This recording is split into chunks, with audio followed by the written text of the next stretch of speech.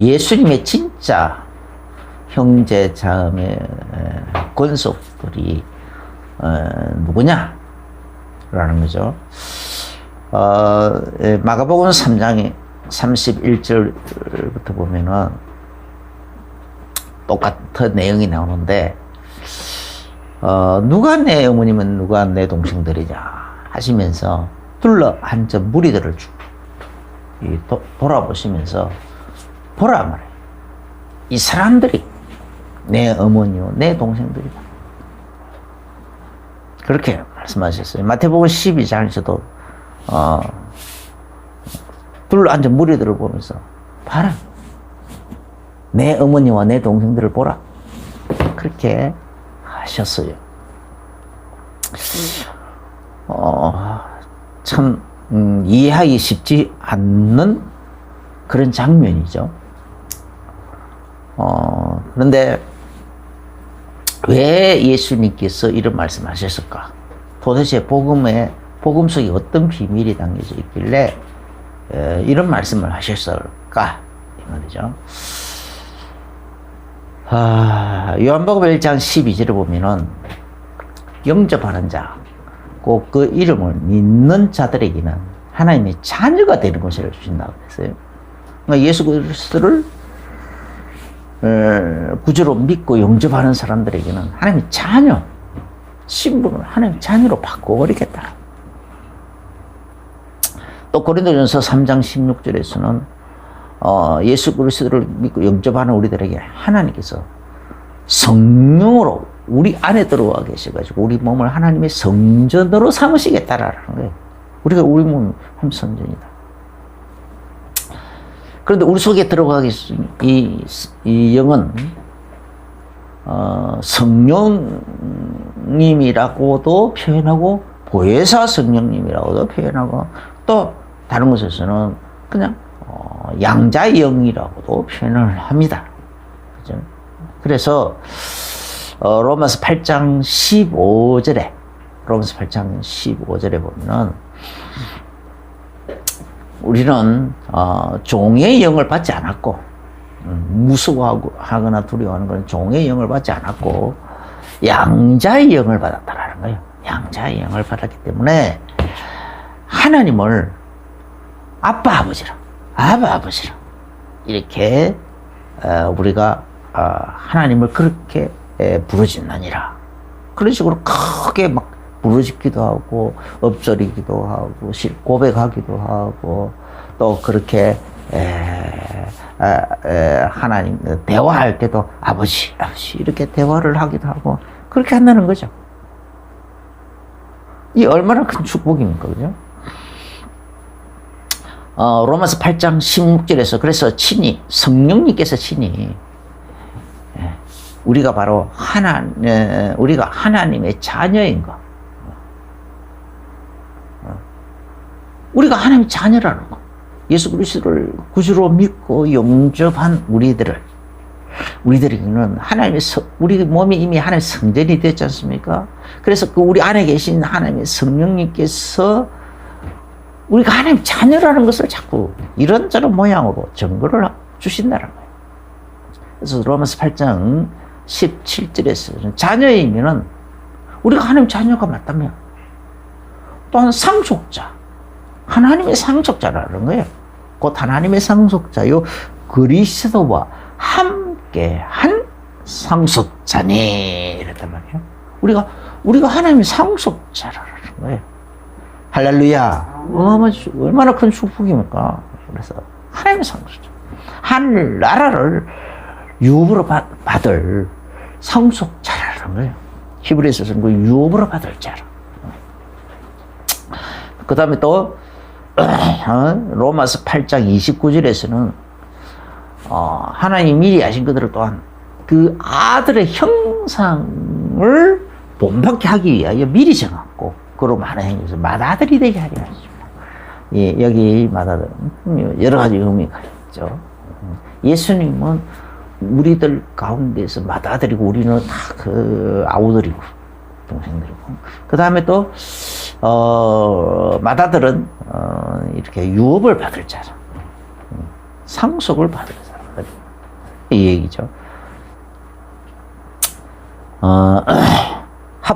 그 다음에 그래서 에베소서 2장 19절에서는 그러므로 이제부터는 너희는 외인도 아니고 또 나그네도 아니고 오직 성도들과 동일한 시민이요 하나님의 권속이라. 하나님의 권속이라는 거예요.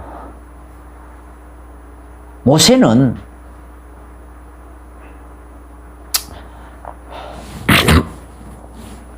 로마서 8장 15절에서 우리가 양자의 영을 받았다라는 그 말씀을 하실 때에 모세의 예를 들었어요. 모세는 하나님의 집에서 사환으로 일꾼으로 일하는 종으로서 하나님 앞에 충성된 일꾼이 되어서 일을 했다라. 그런데 예수님은 그게 아니고 아들로서 하나님의 일에 충성돼 목숨을 바쳐가면서까지 하나님의 일에 하나님의 뜻에 충성되이 일하시다는 거예요. 그 일의 결과로 우리를 죄에서 건져내고 사단에서 건져내고 그리고 그 예수 그리스도를 구주로 영접하는 자에게는 누구든지 다 한 사람도 버리지 않고 하나님이 자녀로 삼으신다는 거예요. 할렐루야. 하나님 자녀로. 그래서 그냥 자녀가 아니라 그저 이제 우리는 하나님 자녀들 이렇게 그만한 자격이 없잖아요. 그래서 양자의 영을 아예 불어 넣어 줘가지고 우리를 하나님의 자녀로 삼으셨다라는 겁니다. 이 얼마나 큰 축복입니까? 그래서 예수님께서 이런 엄청난 비밀이기 때문에 지금까지 여자가 낳은 자 중에 세례 요한보다 더 큰 이가 일어남이 없도다. 그러나 하나님 나라에서는 지극히 작은 자라도 그 세례 요한보다 더 크다. 그러니까 세례 요한이 모세보다도 크고 엘리야보다도 크고 다윗보다도 크고 구약시대 이런 그 누구보다도 다 더 큰 자라는 거예요. 더 큰 자. 그런데 하나님 나라에서는 지극히 작은 자라도 누구든 예수 그리스도를 구주로 믿고 영접한 자 중에 지극히 작은 자라도 세례 요한보다 크다라는 거예요. 세례 요한까지는 하나님 나라의 일에 하나님 나라의 그 집에 일꾼으로서 사환으로서 종으로서 일하는 사람들이라는 거예요. 자, 어찌 보면은 세례 요한이 좀 이 비밀을 미리 알았더라면은 참 예수 그리스도를 딱 그냥 모든 걸 예수님이 세례 받는 현장에서 딱 그 예수님이 물 세례 딱 받는 그 현장에 성령이 비둘기처럼 형제로 확 내려오잖아요. 나에게도 나도 성령 세례 받게 해달라고 막 모든 거 다 버려두고 막 그 헤롯을 못마땅스러워 가지고 막 정죄하고 비판하고 하는 거 그런 말 하고 싶으면 꾹꾹 참고 그냥 모든 거 다 버려두고 막 예수님 앞에 나와서 바로 그냥 무릎 꿇고 나를 제자로 제자 중에 하나도 써주고 12제자가 안 되면은 그냥 그 70인 제자 중에라도 하나를 써달라고 그것도 안 되면은 그냥 120여 문도 중에 하나라도 써달라고 그냥 예수님 앞에 엎드려 서야 될 거 아니냐고. 그랬더라면 진짜 예수님 기특히 여기시사 그걸 예수님께 나오는 자에게 한 사람도 버려두지 않았다고 했잖아요. 요한복음 17장에서 그 말을 기도할 때 내게 나오는 자 중에 한 사람도 내가 잃어버리지 않았다. 만약 세례 요한이 그런 식으로 나왔더라면 예수님께서 그를 이런 생각 끝까지 보내서 자녀의 자리로 자녀의 반열에 나아가게 해 주셨을 것입니다. 할렐루야. 우리는 모세만큼 위대한 자도 아니잖아요. 위대한 일을 한 사람이 아니에요. 다윗만큼 위대한 그런 일을 한 사람이 아니라니까. 엘리야처럼 엘리사처럼 그런 위대한 일을 한 사람이 아니야. 세례요한처럼 그런 엄청난 일을 한 사람들이 아니야. 그럼에도 불구하고 우리를 보고 하나님은 자녀로 삼으셨다. 자녀로서 인정을 해 주시는 이유가 뭐냐? 양자의 영을 우리 속에 넣어주셨기 때문에. 양자의 영이 우리 속에 있기 때문에. 우리는 하나님의 양자로서, 하나님의 자녀로서 우리가 지금 하나님 나라의 일을 하고 있는 것입니다. 예, 하나님 나라의 일에, 교회의 일에 하나님 자녀로서 충성되게 일하시게 되기를, 이왕이면 더 충성되게 일하게 되시기를, 그리고 충성되게 일하시되 기쁨과 즐거움을 감사함으로 찬양하면서 즐거워하면서 일하시게 되기를 예수님으로 축원합니다. 예. 이게 얼마나 큰 축복이냐 말이죠.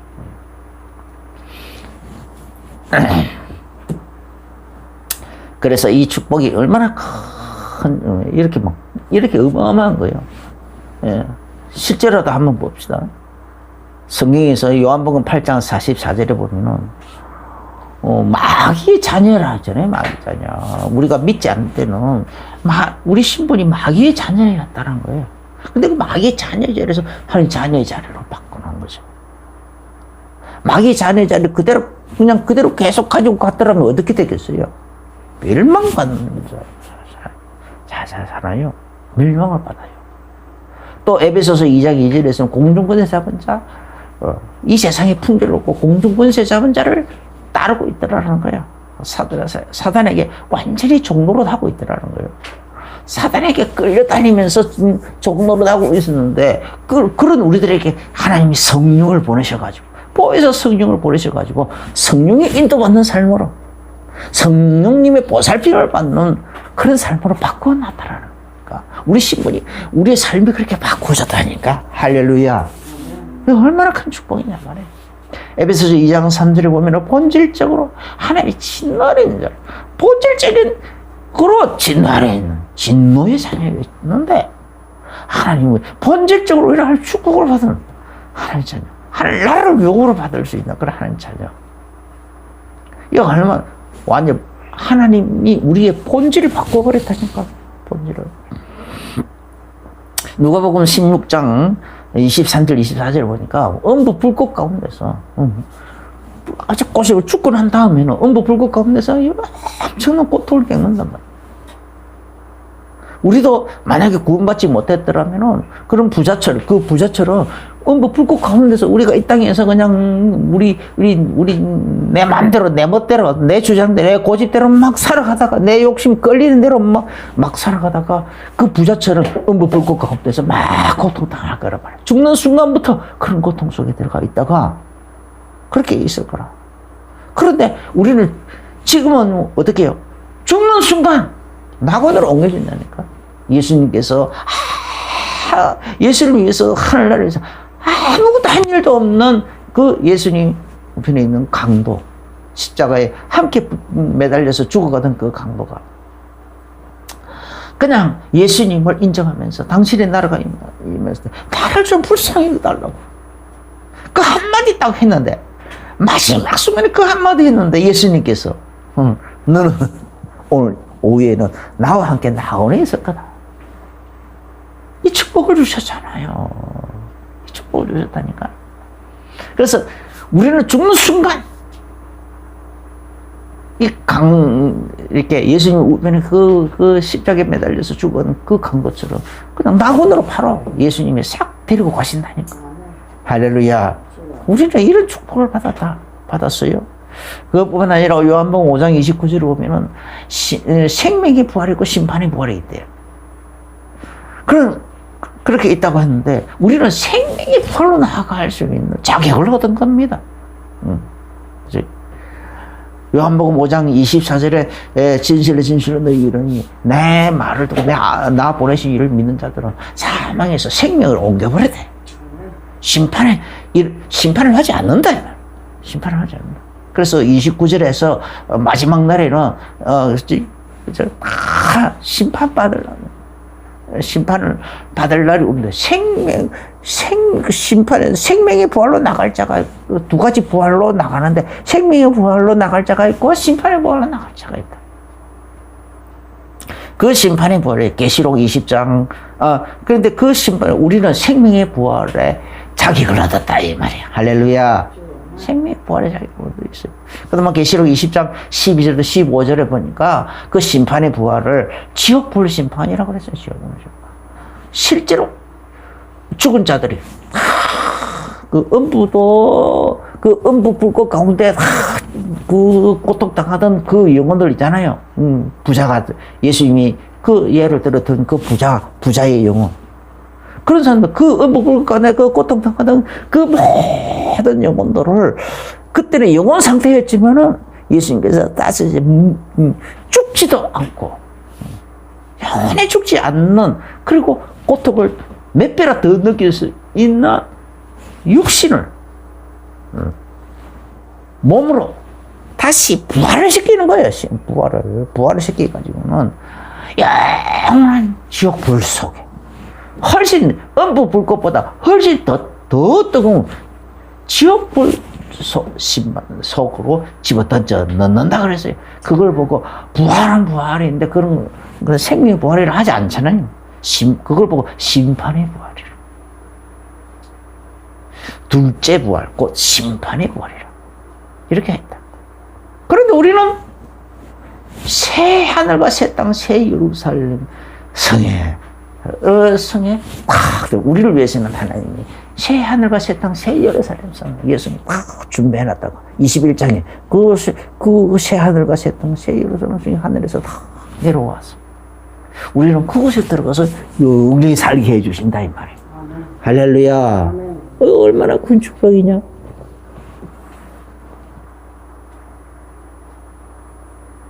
이 축복. 하나님 자녀라는 거.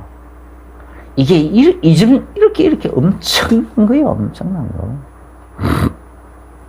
이 축복을 우리가 이런 식으로 멸망의 자녀로 살아가던 우리들이 심판의 자녀로서 살아가는 우리들이 이렇게 하나님의 자녀로 거듭나게 되는, 하나님의 자녀로 이 땅에서 살다가 하나님의 자녀로 천국에 들어가서 예수님과 함께 영원히 예수님이 우리의 크레임이시고 맏아들이 되시고, 우리는 그 예수님의 하나님 동생들로서 하나님의 근속이 돼가지고 하나님의 또 한 자녀를 히브리서인가 예수님께서 우리들은 한 행제라 일컬음 받는 것을 부끄러워하지 아니하시고,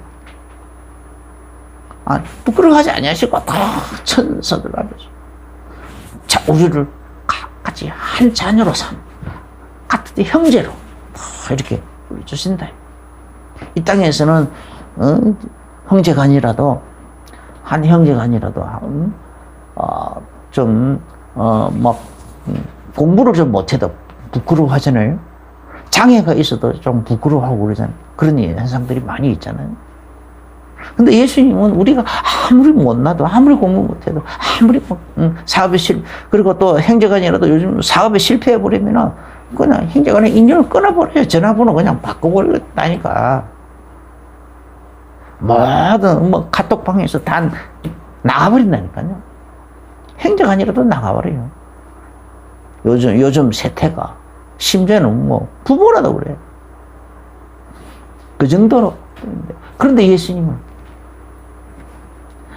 오히려 끝까지 부끄러워하지 아니하시고 도리어 하나님 보좌 우편에서 우리를 위하여 밤낮 중보기도 하신다 그랬어. 중보기도. 우리를 위하여 밤낮 중보기도까지 하시고, 성령님도 말할 수 없는 탄식으로 우리를 위하여 로마서 8장 26절 말할 수 없는 탄식으로 우리를 위하여 간구하고 계신다 그랬어요. 이게 얼마나 큰 하나님의 사랑이냐. 네. 이걸 보고 이런 축복의 자리에 나가는 이 비밀을 보고 우리는 복음이라고 하는 겁니다. 이 복음을 땅끝까지 예수님은 전하라는 거예요. 모든 민족에게 전하라는 거죠.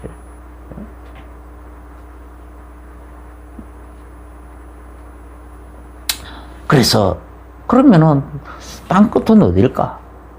땅끝은 어딜까?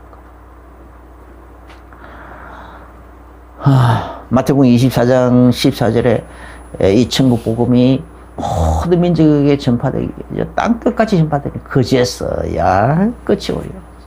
사도행 1장 8절에 예루살렘과 온 유대와 사마리아와 땅끝까지 이르러 너희는 내 증인이 될 거다. 증인이 되리라. 그럼 이 땅끝은 어딜까? 지구가 둥글둥글하잖아요. 지구가 둥글잖아요. 이 둥근 곳에 무슨 끝이 어디 있느냐? 이렇게 좀 물리적 끝은 없어요.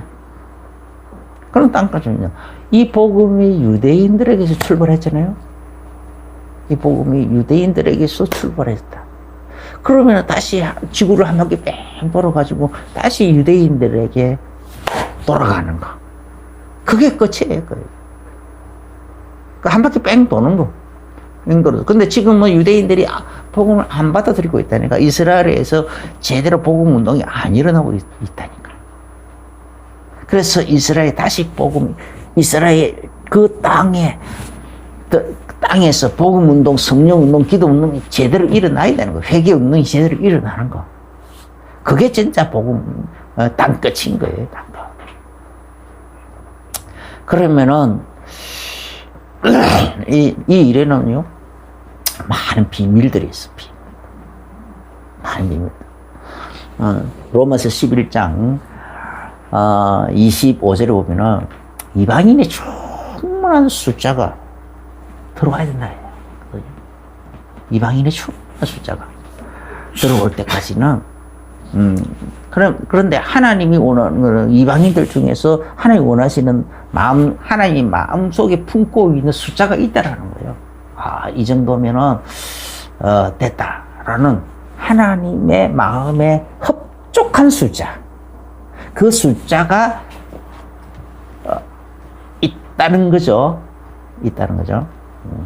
그래서 로마서 11장 28절에서는 그 숫자가 채워질 때까지 우리는 계속 복음을 지금 온 땅에 막 여러 민족에게만 나가서 이렇게 막 전하고 있는데, 그것이 그렇게 전해질 때까지 그렇게 전하고 있는 동안 하나님께서는 그 하나님 원하시는 그 하나님 마음에 충만하다고 흡족하다고 여겨지는 그 충만한 그 숫자가 채워질 때까지는 이스라엘의 들은 우둔하여지고 성경을 읽으면서도 못 깨닫는 거야.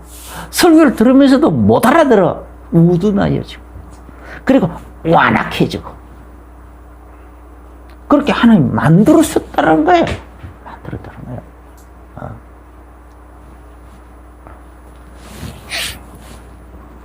그래서 택하심으로 하면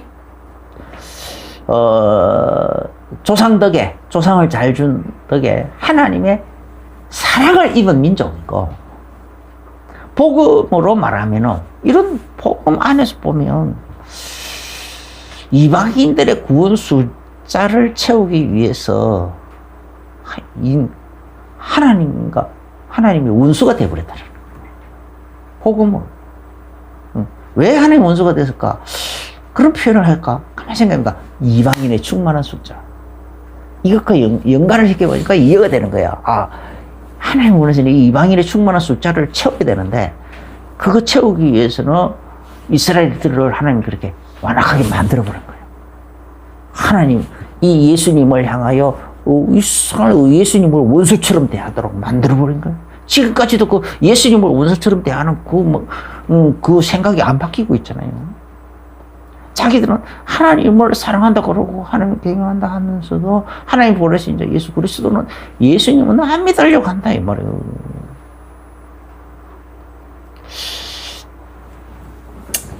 그래서 로마서 11장 30절에서 32절까지 보면요, 전에는 이방인들이 하나님께 불순종해서 했다. 우리들이 하나님께 불순종하면서 살았잖아요. 그리고 하나님의 사랑도 못 입고, 하나님의 긍휼도 입지 못하고, 그렇게 살았는데, 이제는 오히려 이스라엘이 하나님의 이 이방인들의 이 충만한 이 숫자를 채우기 위해서 이제는 이스라엘이 이 하나님 앞에 불순종하고 또 완악한 마음을 품고 거스르는 마음을 품고 긍휼을 입지 못하고 그렇게 하더라는 거예요. 그 이유가 뭘까? 왜 하나님이 그렇게까지 하실까? 이스라엘의 그 마음을 완악하게 순종하는 에스겔서 36장인가 보면 순종하는 마음을 막 에스겔서 18장인가 하여간 순종하는 마음을 주가시고 순종하는 마음을 주고 마음속에서 굳은 마음을 제하여 버리고 순종하는 마음을 거스릴 마음을 제하여 버리고 하나님을 막 순종하는 마음, 부드러운 마음 하셨잖아요.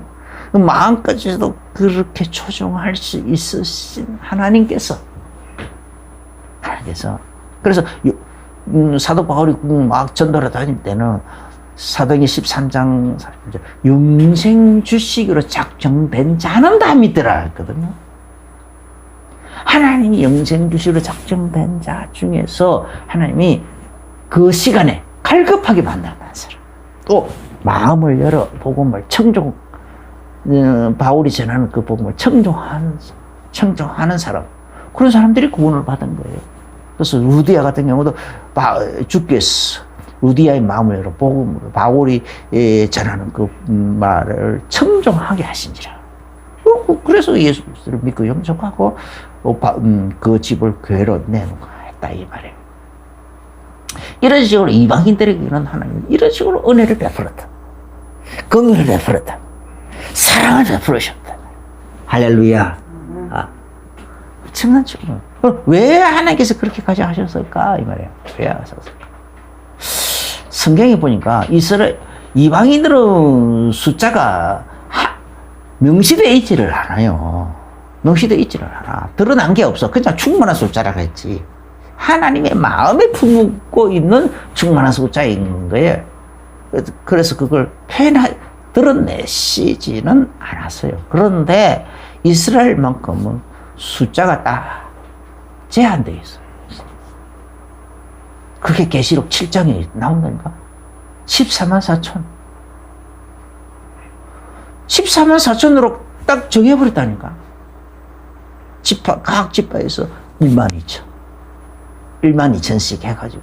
그래서 14만 4천. 거기서 이제, 그렇구나.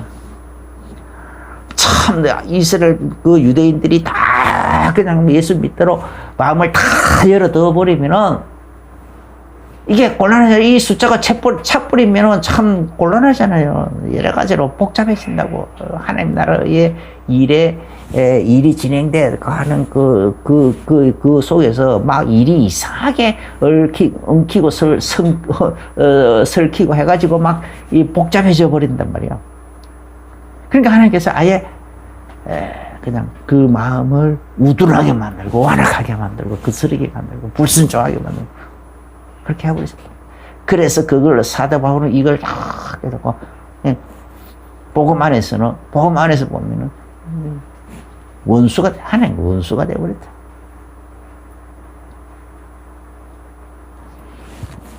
그래서 이제 왜 또 그러냐? 로마서 11장 17절부터 24절을 보면은 감람나무의 비유를 가지고 설명을 하고 있었어요. 이스라엘이 원래는 참 감람나무였는데 이스라엘이 참 감람나무.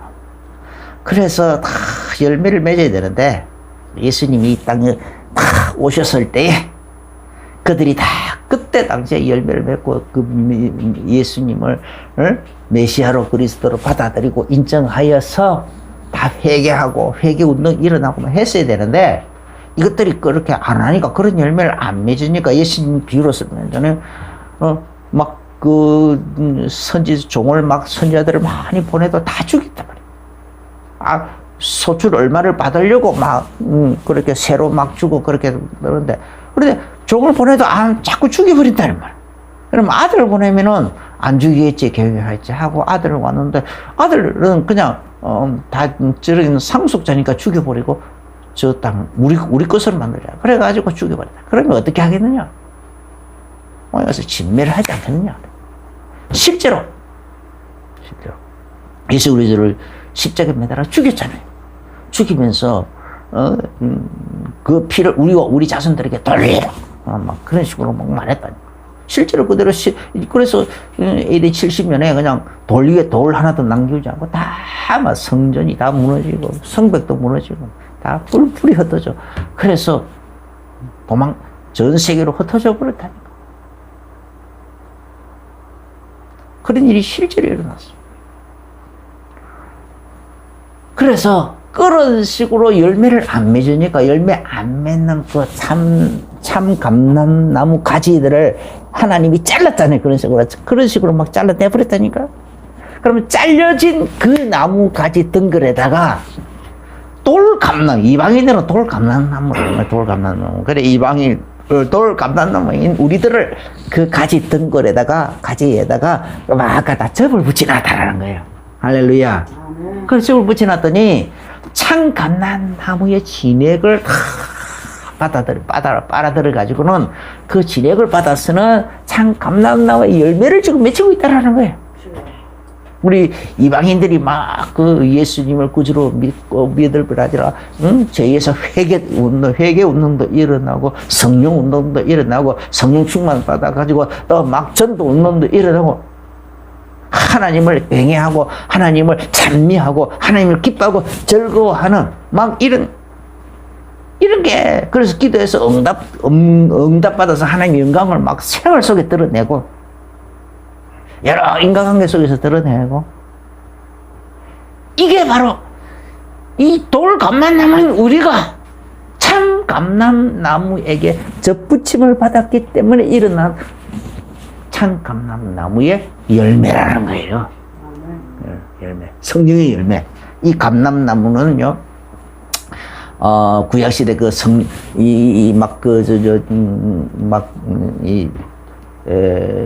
막 성령의 이렇게 기름을 이야기하거든요. 그 성령의 열매죠. 성령을 삼키고 그 성령의 열매를. 그래서 그러니까 이걸 다 깨달으니까 그러다가 하나님이 그래서 사도 바울이 경고를 하잖아요. 하나님이 참 감람나무의 그 나무 가지조차도 열매를 안 맺히니까 하나님이 아끼지 않고 팍팍 내버렸는데 이방인인 원래부터 돌 감람나무인 이방인 너희들이야 얼마나 더 하나님이 잘라내는 것에 망설임이 어디 있겠느냐 이 말이야. 그러니까 너희들은 너희들의 스스로의 본질을 알고 겸손한 마음으로 열매 많이 맺히려고 애를 쓰라는 거예요. 할렐루야. 수고하고 애를 쓰고 노력하라는 거예요. 그래서 로마서 11장 33절 34절에 이런 것을 설명을 딱 해놨고는 사도 바울이 뭐라고 감탄을 하느냐. 깊다. 하나님의 지혜와 지식에 풍성함이요. 누가 이런 하나님의 이런 이 오면 이 섭리에 이 모사가 되어 있느냐. 정말 그러면서 막 하나님께 엄청난 그 감탄사를 늘어놨습니다. 여러분 모두도 참 어쩌다 내가 이렇게 하나님께 이렇게 참 구원을 얻느냐 말이야. 너무 감사하다. 이 오묘한 하나님의 섭리로 이렇게 내가 구원을 얻었구나 생각하시고 날마다 감탄사를 들어놓게 되게 해요. 그리고 감격에 겨워서 감사를 그렇게 표현하게 되시 예수님을 축원합니다. 감사하면서 우리가 살아가야 돼. 뭐든지 그래서 감사하면서 기도하고 감사하면서 찬양하고.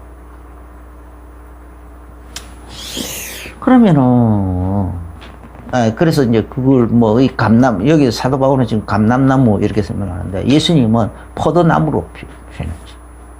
너희는, 내가 참 포도나무야. 너희는 가지다. 붙들기만 해라. 그러면은, 내가 진액을 공급해가지고 다 여기 넣게 해요. 그렇게 하셨죠. 같은 원리입니다. 다 같은 원리. 누가복음 21장 24절에서는 예수님께서 이방인의 때, 그 예루살렘 성전과 성벽이 다 무너뜨려지는 것을 다 말씀하셔놓고, 예언을 하셔놓고는, 이방인의 때가 찰 때까지 예루살렘 성하고, 성전하고, 그리고, 이스라엘은 다 짓밟힐 거다. 라고 해서. 그래서 현실적으로 이스라엘 백성들이 AD 70년에 그거 다, 추방이 되어버렸잖아요.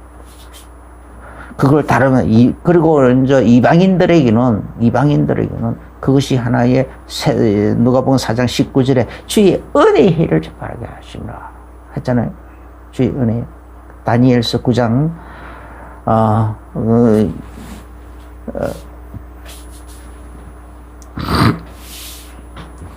주의 은혜. 9장 24절부터 27절에 있는 그 예루살렘과 네 민족과, 다니엘에게 하는 네 민족과 예루살렘 성과 성전, 그 예루살렘에 있는 그 성전을 위하여 71회로 기한을 정했다 했어요. 71일 기한을 정했는데 69일째 483년째에 예수님이 기름 부음 받는 거다. 예수님 기름 부음 받고 공생애를 시작할 거다. 그런데 예수님 공생애를 시작하는 그 해부터 그 490년을 두고 기한을 정해, 71회로 기한을 정해놨다고, 71회가 490년을 두고 기한을 정해놨다고 딱 해놨는데 483년째에 기름 부음을 받는데, 그때부터 주의 은혜해라는 거예요. 주의 은혜가 선포된다는 거예요. 이방인의 충만한 숫자가 들어올 때까지 카운트다운을 진행하지 않는 거야. 카운트다운을 치지 않고 멈추는, 일시정지. 완전히 삭제가 아니고 일시정지. 잠시 멈추고 있는 거야. 일시정지를 딱 시켜놓고는, 그래서 이방인들의 충만한 숫자가 채워질 때까지 이방인들에게 복음을 계속 증거되고 하고 있는 거예요. 이 사도 바울을 이방인의 사도로 세워가지고 복음을 막 전하게 하고 그런 일들을 하고 있는 거예요. 근데 언제까지 그럴 거냐?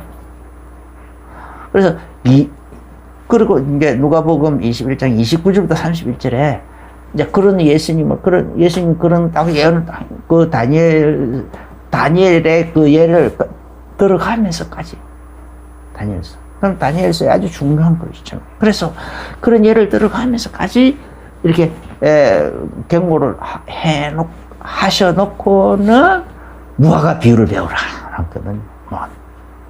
그러니까 이 무화과 비유는 이스라엘을 말한다고 했죠. 이스라엘의 독립을 얘기한다. 이스라엘과 그 예루살렘 성전이 이방인의 때가 찰 때까지 다 이방인들에게 짓밟힐 것이고 황폐하고 그렇게 돼 있다가 다시 이스라엘이 세워지고 예루살렘 성이 다시 복구가 되고 그 다음에 성전까지 복구가 되고 그렇게 되면 어떻게 되냐? 마지막 때가 가까이 왔구나 하는 것을 알아라. 그런데 역사 속에 2000년 가까이 이스라엘이 회복이 안 됐어요. 독립을 할 수가 없었어. 아예 법적으로 그냥 그 유대인들은 그 팔레스타인 땅에 접근 금지령을 내려버렸다니까. 그때 당시 로마라는 그 강대국에서 황제가 칙령을 내려가지고 유대인들은 접근 금지. 만약에 유대인들이 접근하면은 그냥 잡아서 노예로 팔아버린다 이거예요.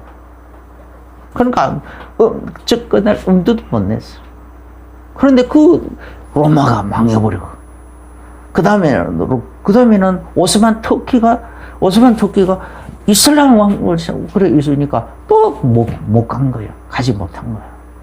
그렇게 있다가 그 오스만 터키가 1차 세계대전 이후에 그때부터 오스만 터키가 급격하게 무너져 내리고 영국의 그 땅이 영국의 식민지령이 되어져 버리니까 영국의 그 1차 세계대전 때에 유대인들이 무기 공장, 화약 공장을 운영하고 있었거든요. 그래서 영국이 돈이 없어가지고 그 무기를 살 수가 없었어.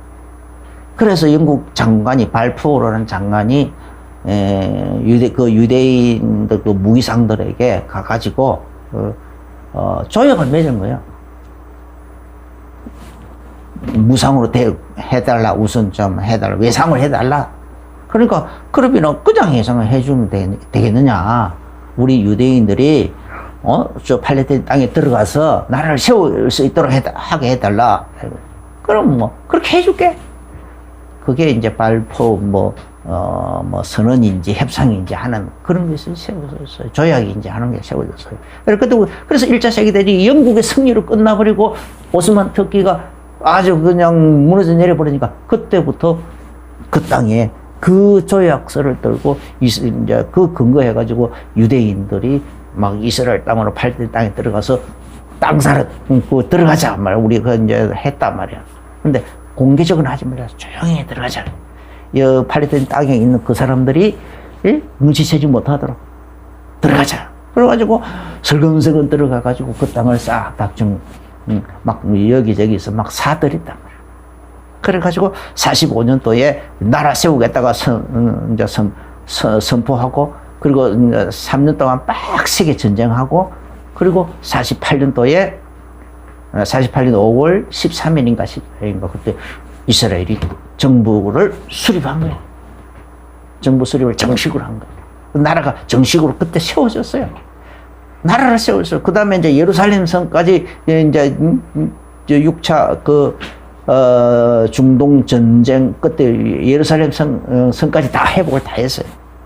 단지 아직 이슬람 사원이 성전 터에 세워져 있기 때문에 아직 그것만 회복 못하고 있어요. 두 개씩 다시.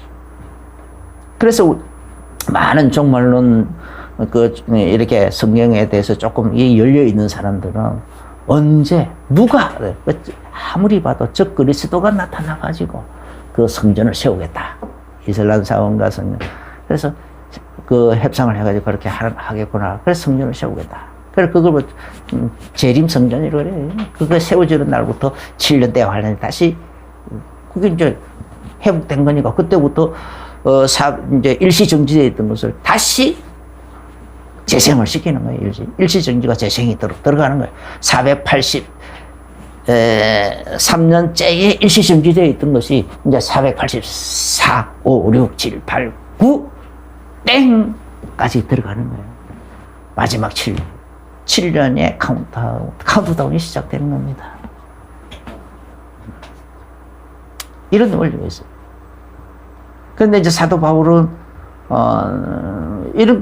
이런 것을 어느 정도는 감은 잡을 수 있겠지만 구체적으로 이런 거 설명하려면 얼마나 복잡해집니까? 그러니까 기도다. 하나님의 그 지혜와 지식의 풍성함이요. 하면서 그냥 감탄사만 늘어 놓는 거예요. 이걸 다 설명할 수가 없어. 이 이방인들을 막 그렇게 막 이방인들을 충만한 수에 채워주도록 하기 위해서 그냥 이스라엘 숫자가 먼저 채워지면 안 되니까 마음을 완악하게 만들고 이스라엘 유대인들이 마음을 완악하게 만들고 막 우둔하게 만들고 완악하게 만들고 빠사도 아무리 가서 설명을 해도 못 알아듣잖아요. 그러면 언제 마지막 때 이때가 되면 그때 막 열려주거든. 하나님 열어주거든. 그래가지고 그때 14만 4천 명이 일어날 거다 이 말이야. 할렐루야.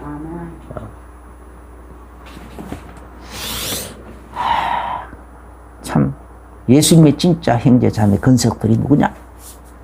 바로 예수 그리스도를 구주로 믿고 용접한 사람들. 그리고 하나님의 그 일에 즐거이 자신을 헌신할 수 있는 사람들. 이런 사람이 하나님 기뻐하시면 속 썩이는 행동들 중에 되지 마시고, 그래서 이런 일을 통하여 하나님이 기뻐하시는, 정말 자랑스러워하는 그런 하나님의 근속들이 다 되시기를, 진짜 형제 자매요 근속들이 되시길 예수 이름으로 축원합니다. 기도하겠습니다. 주 예수님 감사합니다. 정말 여러 가지 모양으로 마지막 때가 너무 임박했는데, 이런 때에 우리가 정신 차리고 깨어서 날로 우리 자신의 내적으로 복음 충만, 성령 충만 되어지도록 축복하여 주시고, 또 다른 사람들을 위하여 전도에 보다 더 많은 사람들을 이렇게 예수님께로 끌어들이는, 인도하는 이 전도의 일에 온전히 우리 자신을 드릴 수 있게끔 축복하여 주옵소서. 정말 하나님 자녀로서 하나님 나라의 일에, 아버지의 그 일에 충성되이 일하는 일꾼들이 다 되어지도록 축복하여 주옵소서. 예수님 이름으로 기도합니다. 아멘. 이제는 우리 주 예수 그리스도의 크신 은혜와 하나님 우리 아버지의 지극하신 사랑하심과 성령님의 내주 인도 교통 충만하신 그 은혜가 오늘 말씀을 받으면서 사회내로 하다보며 마음의 중요한 결론과 결단을 내리며 나가는 모든 성도님들에게 이제로부터 영원까지 항상 함께 계실지어다. 아멘, 아멘.